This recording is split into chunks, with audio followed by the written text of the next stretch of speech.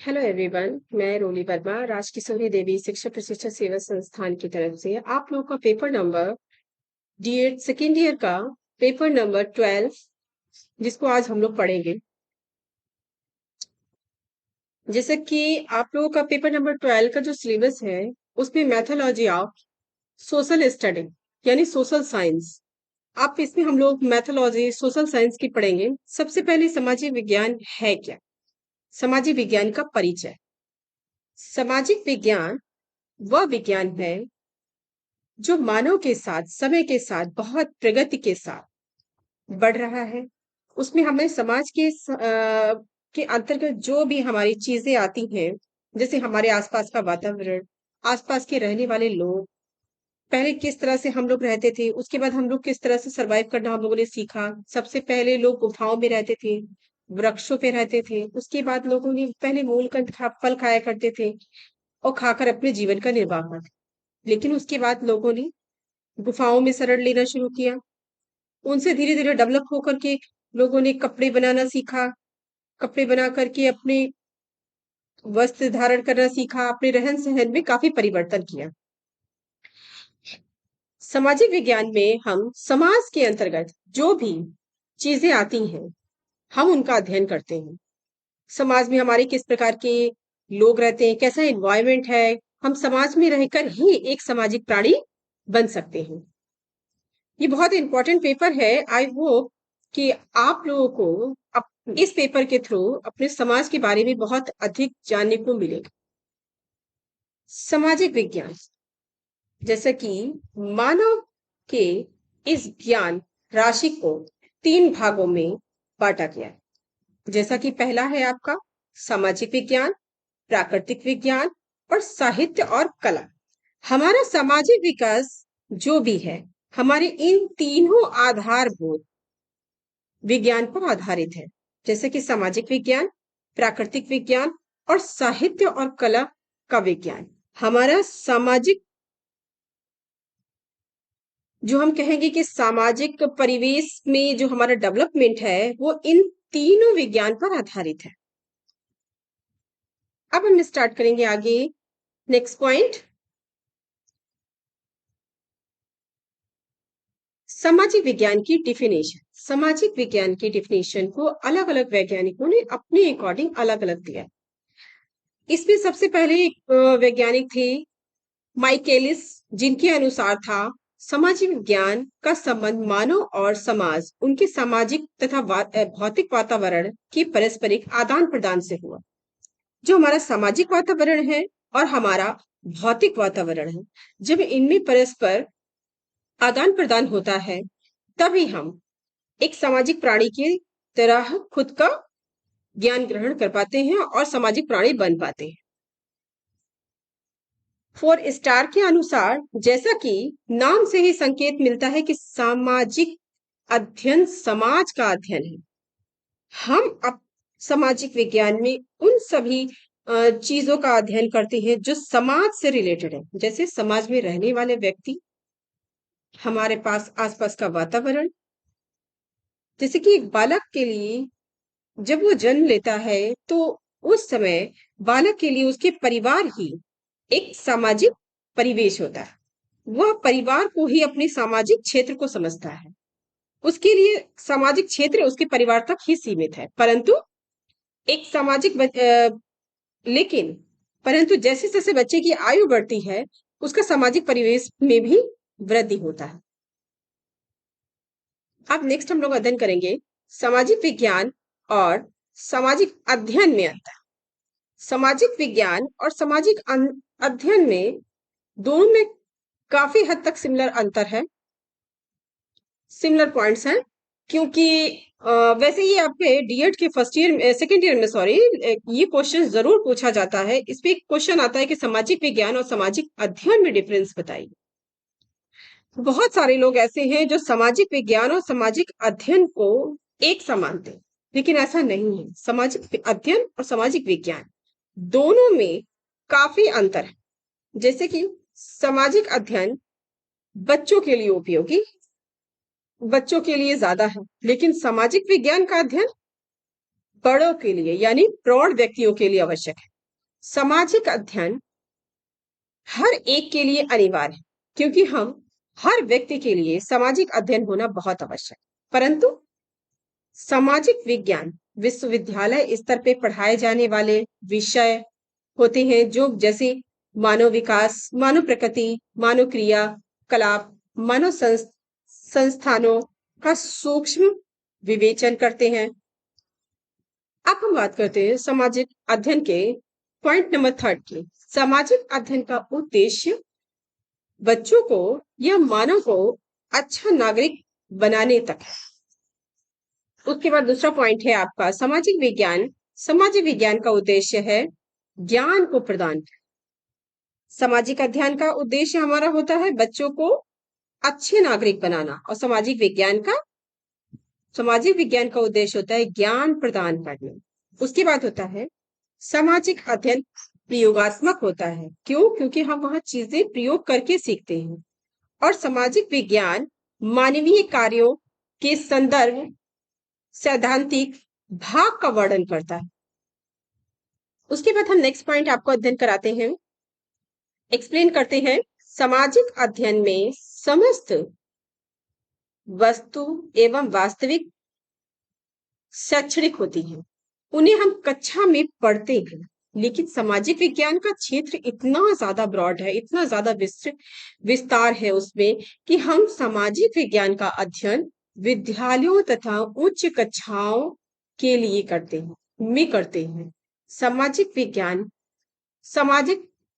अध्ययन का क्षेत्र बहुत ही संकुचित है, वो हमारे वातावरण तक ही सीमित है। लेकिन सामाजिक विज्ञान का क्षेत्र बहुत ज्यादा बड़ा है। सामाजिक विज्ञान एकांत रूप से ज्ञान प्रदान करता है। सामाजिक विज्ञान समाज के हर उस पहलुओं के लिए अध्ययन करता है जिसमें रहकर के व्यक्ति एक सामाजिक व्यक्ति बनता है।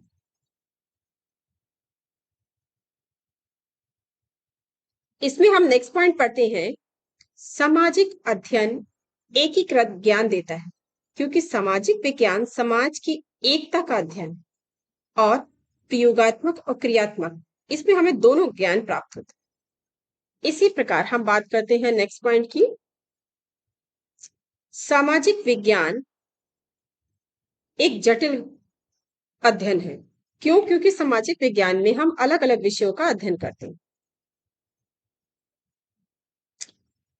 सामाजिक विज्ञान का अध्ययन करने के लिए व्यक्ति को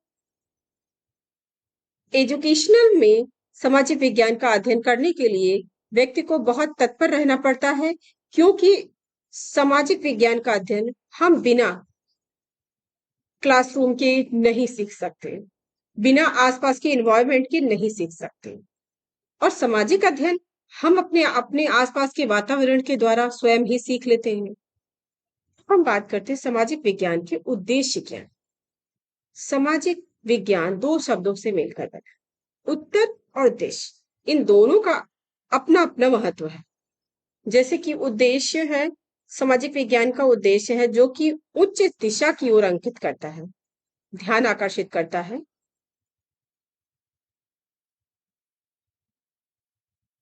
जैसा कि बेस्ले ने कहा है कि सामाजिक विज्ञान का उद्देश्य ज्ञान के बिना अध्यापक एक नाविक के समान है, जिसे अपने लक्ष्य का ज्ञान नहीं है, तथा छात्र उसमें पतवार विहीन नौका के जैसे हैं, जो समुद्र की लहरों के थपेड़े को खाकर समुद्र तट तक की ओर बह रही है।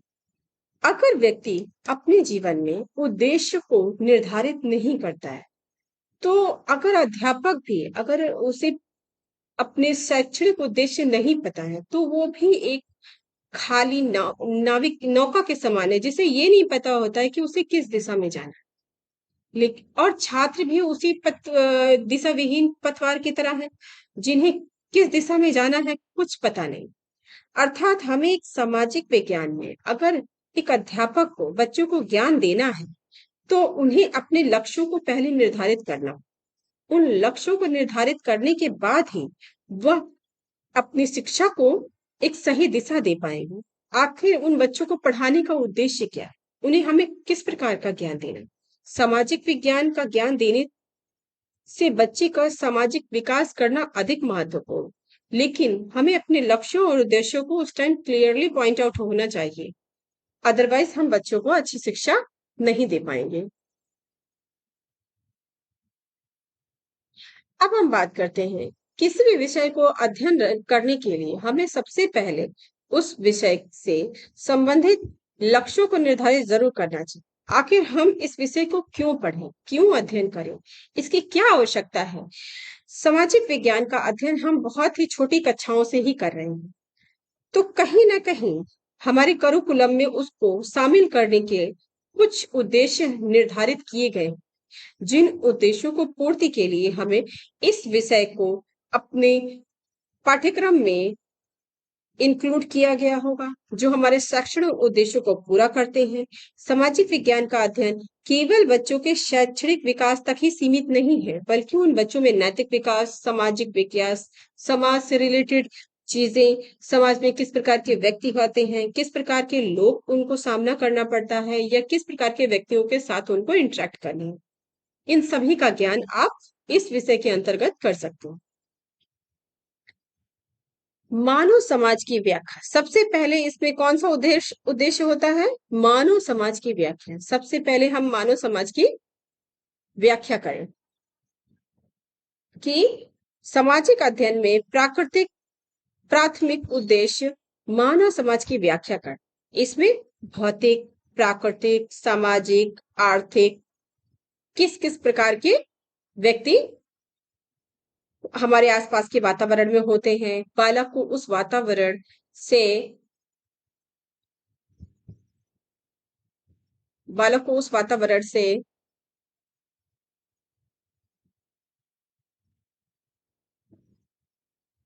कैसे उस वातावरण में रहना है, कैसे उस समुदाय में रहना है, उस वातावरण में हमें किस किस प्रकार के लोग मिलते हैं, उनके साथ कैसे कम्युनिकेट करना है, इन सभी का प्रोसेस हमें सामाजिक विज्ञान सिखाता है।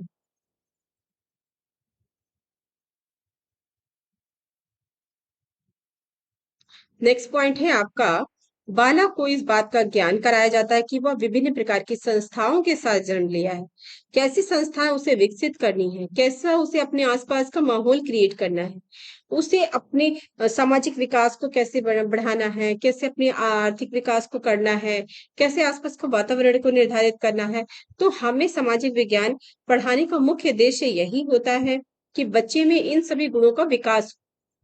नेक्स्ट पॉइंट होता है आपका, ज्ञान की ज्ञान की प्राप्ति। एक अच्छे नागरिक के लिए बालक में ज्ञान होना बहुत आवश्यक, बालक में ज्ञान होना बहुत आवश्यक है।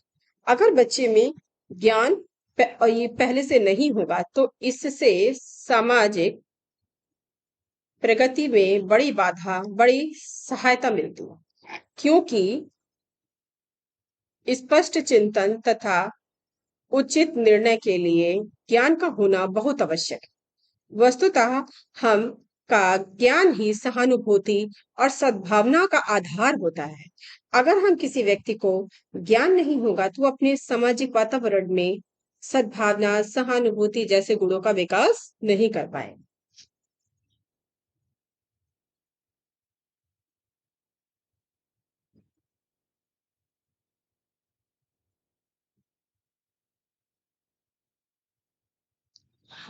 नेक्स्ट पॉइंट है आपका, चरित्र निर्माण। बच्चे का चरित्र निर्माण की नींव ही उसके सामाजिक विकास पर निर्धारित होती है। अगर बच्चे का चरित्र निर्माण शिक्षा का एक विशिष्ट उद्देश्य माना जाता है, सामाजिक विज्ञान से विद्यार्थियों में कुछ कुछ गुणों का विकास करना बहुत आवश्यक, जैसे सहायता करना, व्यक्तियों में उनके चरित्र का निर्माण होता है, जैसे तत्परता, त्याग, समाज के प्रति हम कैसे अपने को त्याग की भावना रखते हैं, लालसा, परामर्श की तीव्र उत्कंठा, सच्चाई और ईमानदारी के साथ आजीविका का प्रयत्न, कर्तव्यों के प्रति जागरूकता। बालक में इन्हीं गुणों का होना चरित्र निर्माण कराता है। सामाजिक अध्ययन द्वारा सामाजिक अध्ययन द्वारा व्यवहारिक पक्ष पर अधिक बल दिया जाता है, जिसके कारण विद्यार्थियों में चरित्र निर्माण होता है। सामाजिक विज्ञान जो है वह बच्चों को पॉजिटिव उनकी पॉजिटिव करेक्टर निर्माण करेक्टर बिल्डिंग में बहुत मदद करता है। जैसे व्यक्ति में त्याग की भावना का विकास होता है, उनमें सच्चाई की भावना होती है, ईमानदारी की भावना का विकास होता है, सामाजिक अध्ययन का विकास होता है, व्यवहारिक अध्ययन का विकास होता है, व्यक्तियों का चरित्र का निर्माण होता है। तो ये सब गुणों के लिए हमें सामाजिक विज्ञान का अध्ययन होना बहुत आवश्यक है। इसीलिए कहीं ना कहीं हमारे पाठ्यक्रम में इस सब्जेक्ट को शामिल करने का ये मुख्य उद्देश्य है कि बच्चों का पाठ्यक्रम ये पढ़ाने का केवल यही मतलब नहीं है कि केवल हमें ज्ञान होना चाहिए, नहीं। बच्चों का सामाजिक विकास के साथ साथ उनका मानसिक और उनका संवेगात्मक सभी प्रकार का विकास हो सके।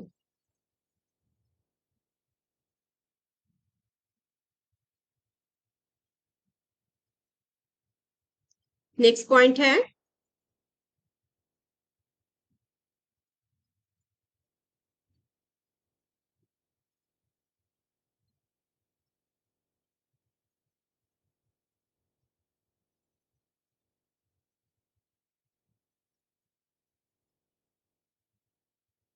नेक्स्ट पॉइंट है व्यक्ति की सर्वगुण गुणी विकास।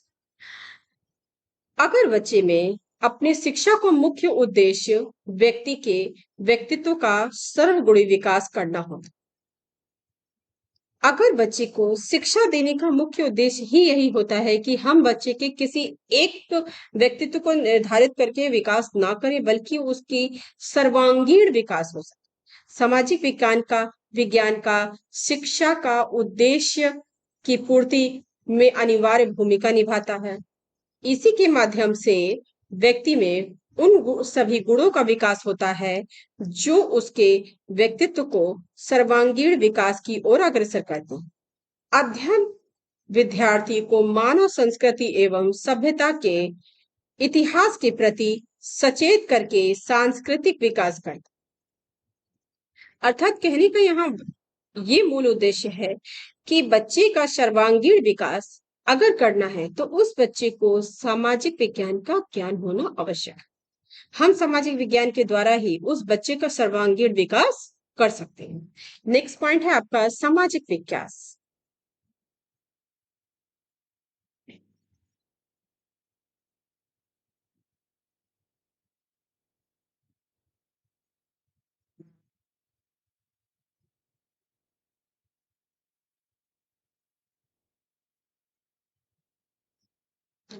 नेक्स्ट पॉइंट है सामाजिक परिवर्तन के लिए तैयार।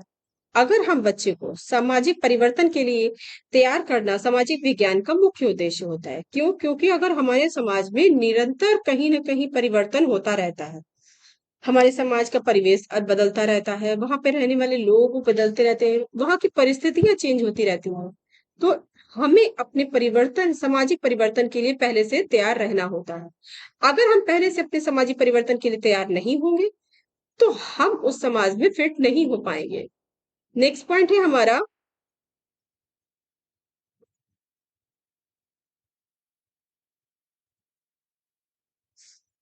नेक्स्ट पॉइंट है सामाजिक विकास।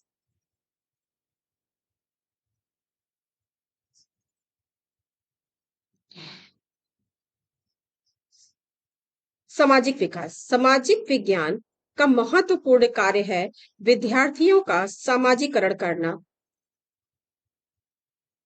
सामाजिक विज्ञान का मुख्य सामाजिकरण का विकास करना एवं सामाजिक विज्ञान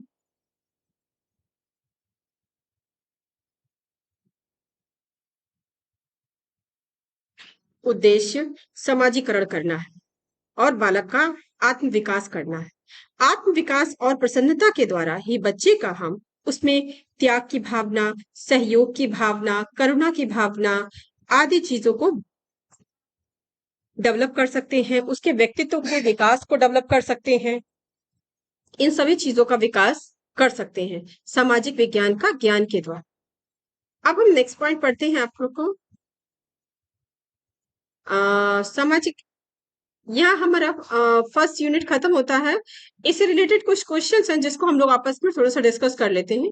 सामाजिक विज्ञान एक सामान्य मनुष्य में कैसे उपयोगी है, विवेचना करें। सामाजिक विज्ञान और सामाजिक अध्ययन में अंतर बताएं। जैसा कि मैंने पहले आप लोग को बताया था कि सामाजिक विज्ञान और सामाजिक अध्ययन में कौन कौन से अंतर होते हैं। इस पे भी एक शॉर्ट क्वेश्चन जरूर आता है और हमें लिखना होता है कि जैसे सामाजिक विज्ञान और सामाजिक अध्ययन में कौन कौन से अंतर हैं।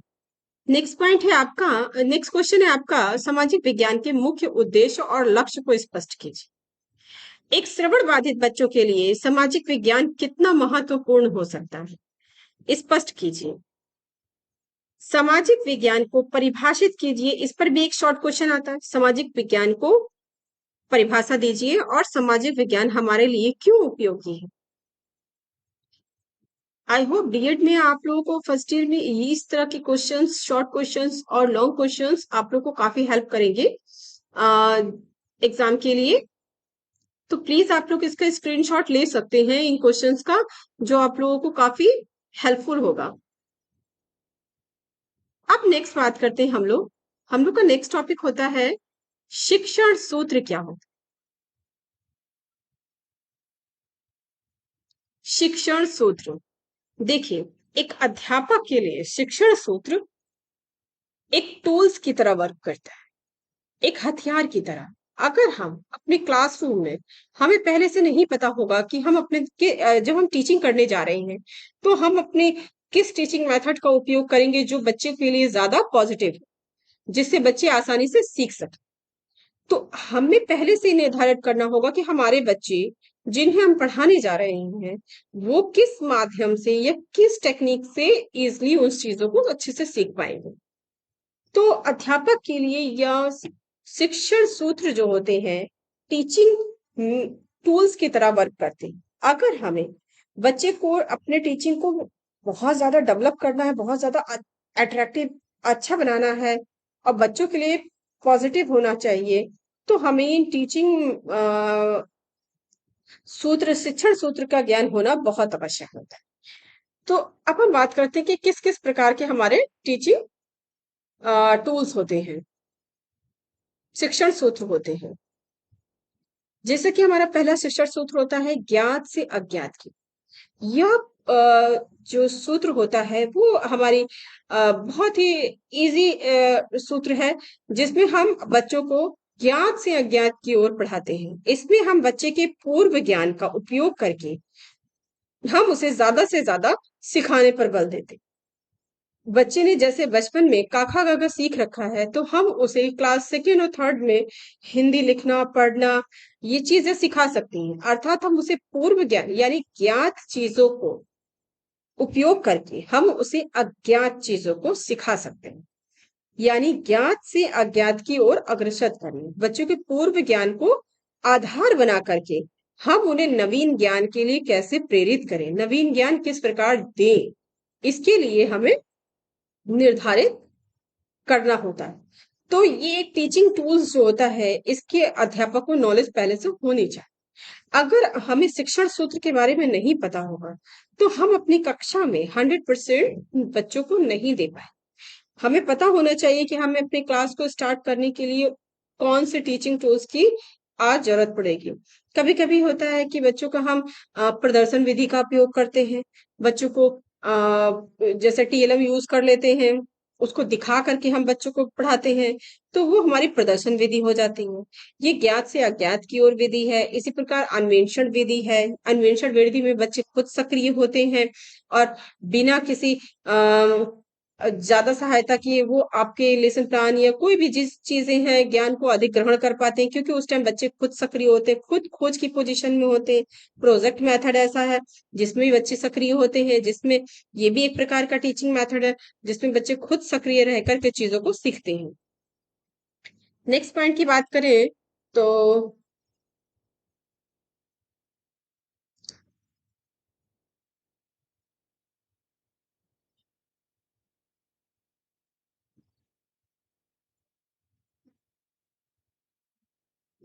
नेक्स्ट की बात करें तो सुगम से कठिन। हम जब छोटे बच्चों को टीचिंग करते हैं, पढ़ाते हैं या क्लासरूम में सिखाते हैं, तो हम सबसे पहले देखा होगा कि जो छोटे बच्चे होते हैं, उनकी जब क्लास स्टार्ट होती है, तो पहले बच्चों की क्लास स्टार्ट होती है हिंदी पीरियड से या ऐसे जो क्रिएटिविटी पीरियड से या एक्टिविटी पीरियड से। क्यों? क्योंकि उस टाइम बच्चों को जो सुगम चीजें होती हैं, उनसे बच्चों को पढ़ाई स्टार्ट कराई जाती है। इसी प्रकार हम बच्चों को पहले छोटी चीजों को सिखाते हैं, फिर बड़ी चीजों को सिखाते हैं। इसलिए सुगम से कठिन, जो चीजें बच्चे आसानी से सीख सकें, जिन चीजों को अच्छे से पढ़ सकें, उन पाठों को पहले पढ़ाया जाता है। उन सब्जेक्टों को हमारे प्लान में पहले रखा जाता है, जो बच्चे आसानी से जिसे पढ़ सकें, और उन सब्जेक्ट को बाद में रखा जाता है जिसमें बच्चे कम इंटरेस्ट लेते हैं, कम रुचि लेते हैं। क्योंकि अगर हम स्टार्टिंग में ही विज्ञान जैसे हमारा मैथ सब्जेक्ट बच्चों के टाइम टेबल में पहले पीरियड में नहीं रखा जाता। क्यों? क्योंकि बच्चे अगर मैथ में अगर कमजोर हैं और उनको मैथ कठिन लगता है, तो वो उस सब्जेक्ट को पढ़ने नहीं पढ़ पाएंगे, तो उनकी रुचि ही खत्म हो जाएगी और वो क्लासरूम में एक जगह नहीं बैठ पाएंगे। अर्थात कठिन विषयों को पढ़ाने से पहले हमें बच्चों को सुगम विषय पढ़ाने चाहिए। इसी मेथड को हम कहते हैं सुगम से कठिन। विज्ञान के छात्रों को पेड़ हमें पढ़ाने के लिए बच्चों को सबसे पहले पेड़ के भागों को पढ़ाना होता है। जैसे कौन कौन से पेड़ के भाग होते हैं, जड़, तना, पत्ती। उसके बाद हम पेड़ के बारे में उसे पूरा बताते हैं। अर्थात हम बच्चों के बेस से शुरू करते हैं, छोटी छोटी चीजें। जैसे हमने यहाँ पे एक सपोज एक एग्जाम्पल ले लेते हैं। जैसे हमारा कोई एमआर बच्चा है, आईडीडी बच्चा है, जो शिक्षा को ग्रहण नहीं कर पाता, तो हम उन्हें शिक्षा देने के लिए छोटे छोटे गोल्स को पहले लेते हैं। जैसे एक गोल से मैंने बच्चों को 5 फ्रूट्स नेम सिखाना है, तो बच्चे को पहले एक गोल्स को जब वो कंप्लीट कर लेता है, अच्छे से सीख लेता है, तब हम उसे नेक्स्ट स्टेप पे ले जाते हैं। 5 फ्रूट्स नेम के बाद उसे हम vegetables name, animals name, vocabulary improve करते हैं। तो हमें क्या है, पहले बेस से शुरू करना होता है, छोटी चीजों, गोल से, आसान चीजों से। हम बच्चों को आसान चीज, अगर हम इकट्ठा उन्हें टिपिकल चीज ला कर दे दें, तो बच्चे नहीं पढ़ पाएंगे। तो हम उन चीजों को पहले इजी बनाना है, जिस पे बच्चे अधिक रुचि लेते हैं उन्हें पहले पढ़ाना है, जिस बच्चे रुचि कम लेते हैं उसको लास्ट में पढ़ाना है। तो इन चीजों का निर्धारण एक अध्यापक को पहले से करके रखना चाहिए। ये टीच ये सरल से कठिन टीचिंग मेथड जो होता है, ये आपके प्राइमरी क्लास के बच्चों के लिए बहुत इंपॉर्टेंट। नेक्स्ट है सरल से जटिल। हम बच्चों को छोटी छोटी यानी पहले सरल चीजों को बस सिखाते हैं, फिर बच्चों को कठिन चीजों को सिखाते हैं। कभी आपने सोचा है कि कभी बच्चे ने सबसे पहले हम एडिशन क्यों नहीं सीख जाते और मल्टीप्लिकेशन क्यों नहीं बच्चों को पहले पढ़ा देते हैं? पहले हम उन्हें नंबरिंग ही क्यों पढ़ाते हैं? पहले हम उन्हें नंबर्स लर्न कराते हैं। जब बच्चे नंबर्स अच्छे से लर्न कर लेते हैं, तो फिर उन्हें हम टेबल्स लर्न कराते हैं। जब बच्चे टेबल्स अच्छे से सीख जाते हैं, तब हम बच्चे को कहीं जाके एडिशन, सब्सट्रैक्शन और मल्टीप्लिकेशन की प्रक्रिया स्टार्ट करते हैं। अर्थात हम उन्हें पहले सरल चीजों से हमने बेस तैयार किया, उन छोटी छोटी चीजों को पहले बच्चों को सिखाया, फिर हम उन्हें बड़ा गोल्स दिया। यानी बच्चे को मैंने सरल चीजों से ही पहले स्टार्ट करके उनको बड़ी चीजें सिखाने का प्रोसेस किया। अगर हम बच्चे को डायरेक्टली, जैसे बच्चा पहले जब चलना स्टार्ट करता है, तो पहले वो बैठ करके चलता है, फिर माँ बन के चलता है, फिर धीरे धीरे वो चीजों को पकड़ के चलता है, फिर बिना पकड़े चलता है। तो ये प्रोसेस जो है, सरल से जटिल की प्रक्रिया होती है, सिंपल मेथड से कॉम्प्लेक्स मेथड। अर्थात इसी प्रकार हम, जैसे हम अगर कोई विज्ञान का विषय अध्ययन कर रहे हैं, तो विज्ञान के विषय में पहले बेसिक नॉलेज बच्चे को दी जाती है। छोटे छोटे चैप्टर्स होते हैं, उनको पढ़ाया जाता है, फिर कहीं जाके हम बड़ी क्लास में पूरे होल करिकुलम को पढ़ते हैं। आप लोगों ने पहले सोचा होगा कि जैसे एग्जाम का जो प्रोसेस होता है बच्चों का, वो कई टर्म्स में डिवाइड होता है। पहले जैसे बच्चे को मिड टर्म्स में एग्जाम होते हैं, अगर हम इकट्ठा फाइनल में एग्जाम ले, तो बच्चे कहीं ना कहीं वो चीजें उसके लिए ज्यादा डिफिकल्ट हो जाएगी, क्योंकि उसे उस टाइम पूरा सिलेबस कवर अप करना पड़ेगा। अर्थात हम जब छोटे बच्चों के साथ वर्क करते हैं, तो हमें ये चीजें पहले से पता होनी चाहिए कि हम बच्चों को पहले, इसीलिए उनका जो एग्जाम का टाइम टाइम टेबल होता है, उसको हम डिवाइड करके रखते हैं। पहले 6 मंथ में ले लेते हैं एक एग्जाम, फिर फाइनल में लेते हैं, बीच बीच में उनके टेस्ट होते रहते हैं। तो इस तरह से हम उस चीजों को डिवाइड करके रखना, इकट्ठा हम उन्हें पूरा सिलेबस एक बार में ही एग्जाम में नहीं देते हैं। अर्थात हमें सरल चीजों से जटिल चीजों की ओर पहुंचना होता है।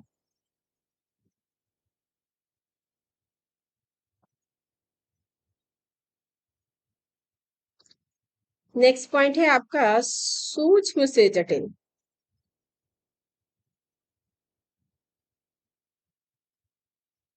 सूक्ष्म से जटिल, सूक्ष्म से स्थूल, सॉरी, स्थूल से सूक्ष्म की ओर, स्थूल से सूक्ष्म की ओर, यानी अल्प आयु में जब जैसे स्थूल वस्तुओं का प्रयोग करके हम सूक्ष्म बातों को सिखाना।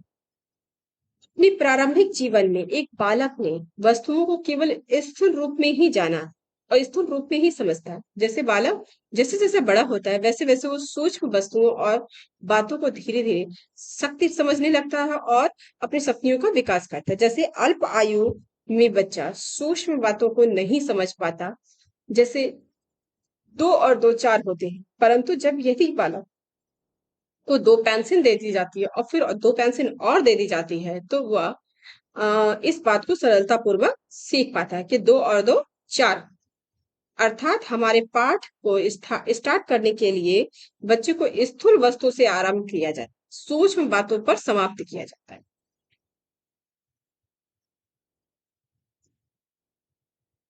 इसलिए हम छोटे छोटे बालक को जब हम अध्ययन कराते हैं तो हमें ज्यादा से ज्यादा प्रत्यक्ष चीजों का उपयोग करना होता है, प्रत्यक्ष चीज सामग्रियों का चयन करना होता है और इसकी सहायता से हम बच्चों को सूक्ष्म ज्ञान कराते हैं।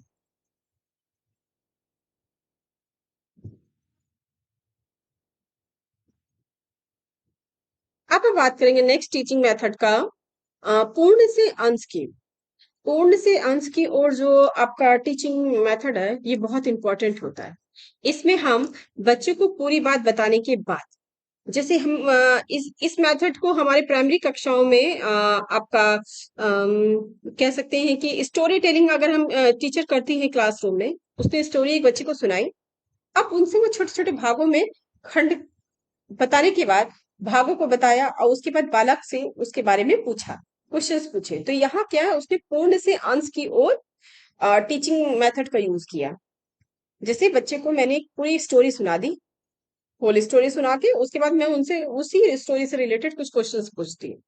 तो बच्चा उन स्टोरीज का आंसर दे, उनमें जो उन स्टोरी से संबंधित जो क्वेश्चन का होते हैं उसका आंसर देता है। तो ये पूर्ण से अंश की हो जाता है। इसमें बालक को पूरी बात बताने के बाद उसके भागों को बताते हैं। जैसे एक बालक की प्रारंभिक जीवन में वस्तुओं के बारे में विचार खंड नहीं होते हैं और बालक पूर्ण रूप से सिर्फ वस्तुओं को ही जानता है, उनके भागों को नहीं जानता। जैसे कि प्राइमरी कक्षा के अच्छे बच्चों से बात की जाए तो वह केवल ह्यूमन बॉडी को जानते हैं कि ये नाक है, ये कान है, ये मुंह है, ये हाथ है, ये पैर है। क्या उन बच्चों को उनके अंगों के भागों के बारे में पता होता है? बिल्कुल नहीं। क्यों? क्योंकि यहाँ मैंने बच्चों को पूर्ण से अंश की ओर सिखाने के लिए, बच्चों को उनको नाम तो पता है परंतु उनके भागों के बारे में बच्चों को कोई नॉलेज नहीं है। जब एक बालक फल को देखता है जैसे सेब, केला, आम, तो वह पूर्ण रूप से उसके बारे में सोचता है। वह उसके भागों और कहाँ से प्राप्त हुआ है, किस मौसम में होता है, ये सब चीजों को धीरे धीरे एकत्रित करता है, यानी पूर्ण से अंश की ओर ज्ञान को प्राप्त कर पाता है। अब नेक्स्ट हम स्टार्ट करेंगे टीचिंग टूल्स।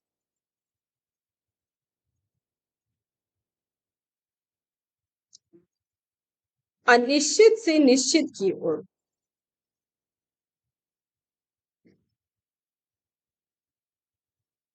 अनिश्चित से निश्चित की, ये टीचिंग टूल्स जो होता है बच्चे के अनिश्चित ज्ञान को विकसित करके हमें निश्चित ज्ञान के रूप में उसका उपयोग करना होता है। जैसे बच्चे को छोटी छोटी बहुत सारी चीजों की नॉलेज तो होती है परंतु वह एक अस्पष्ट ज्ञान होता है।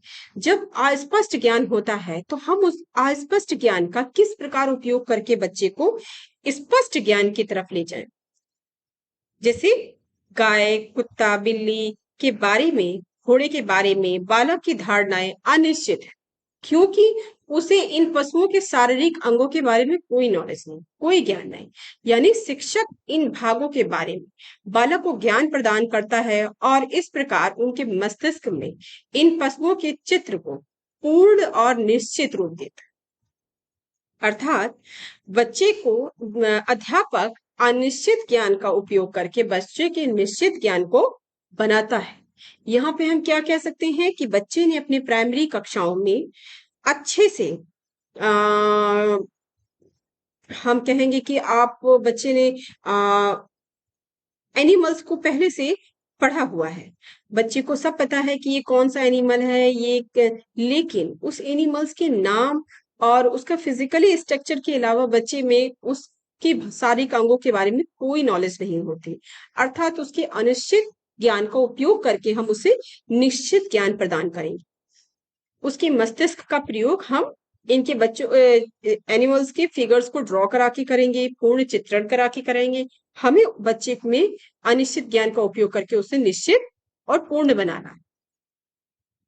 अब हम बात करेंगे विशिष्ट से सामान्य की।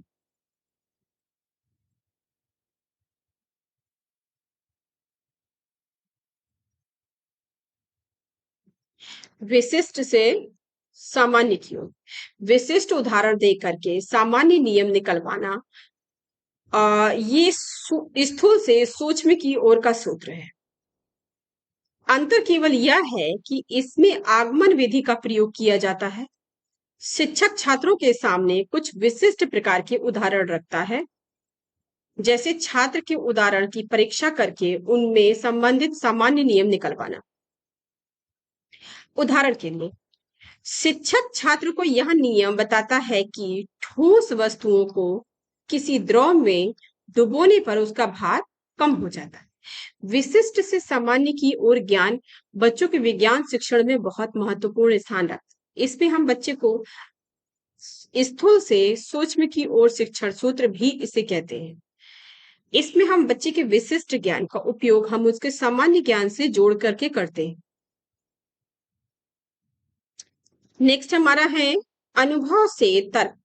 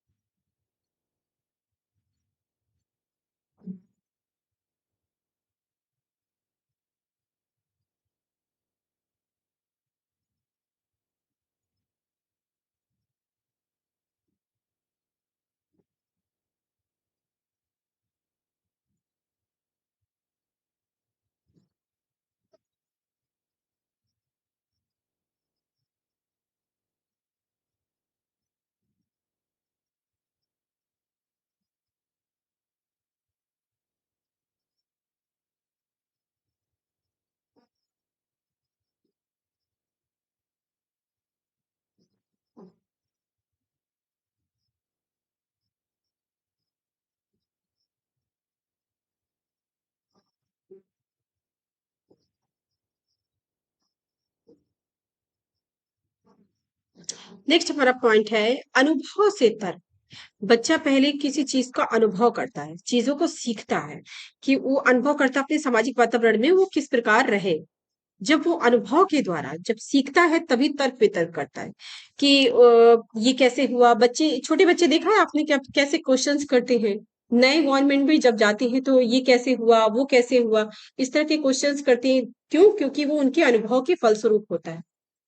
बच्चों में अनुभव होना, और जो बच्चे जितना तर्क वितर्क करते हैं वो उतनी ही जल्दी ही चीजों को अच्छे से सीख पाते हैं, क्योंकि क्वेश्चंस करना भी एक प्रकार का पॉजिटिव गुण है बच्चे के सीखने की प्रक्रिया के लिए। नेक्स्ट पॉइंट, यहाँ आपके टीचिंग मेथड्स को खत्म होते हैं। नेक्स्ट पॉइंट हम लोग पढ़ते हैं इनसे रिलेटेड क्वेश्चंस।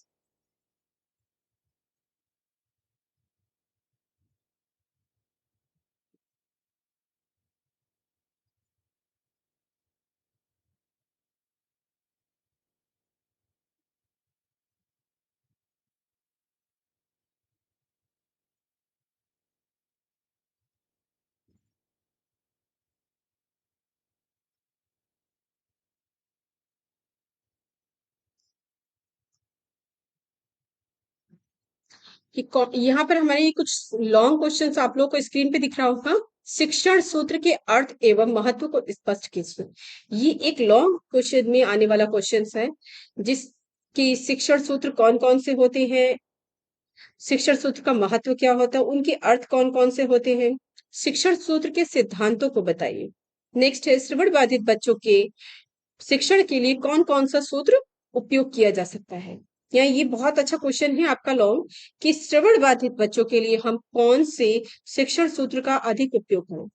श्रवण बाधित बच्चों के लिए हम सबसे ज्यादा प्रदर्शन विधि, अन्वेषण विधि, प्रोजेक्ट मेथड, इन सब विधियों का अधिक उपयोग कर सकते हैं। बल्कि व्याख्यान विधि का हमें उपयोग कम करना चाहिए। क्यों? क्योंकि हम व्याख्यान दे करके उन्हें सुन करके वो बच्चे कम सीख पाते हैं। अकॉर्डिंग बच्चे जो चीजों को फिजिकली ज्यादा देखते हैं, उन चीजों को, विजुअल चीजों को ज्यादा जल्दी अडॉप्ट करते हैं। क्यों? क्योंकि उनकी visual power according to hearing power के बेस्ट होती है। इसलिए हमें कचाई बच्चे के लिए हमारा जो जो शिक्षण सूत्र है, वो व्याख्यान विधि ना हो करके बल्कि प्रदर्शन विधि, प्रोजेक्ट मेथड, अन्वेषण विधि, जिनमें बच्चे फिजिकली सक्रिय होते हैं, मेंटली रूप से सक्रिय होते हैं, वो इन चीजों को ज्यादा अच्छे से सीख पाते हैं। ये हमारा सेकंड चैप्टर यहाँ समाप्त होता है। अब हम लोग नेक्स्ट क्लास में पढ़ेंगे अपना चैप्टर नंबर 3, सामाजिक विज्ञान। सामाजिक विज्ञान की शिक्षण पद्धतियां कौन कौन सी।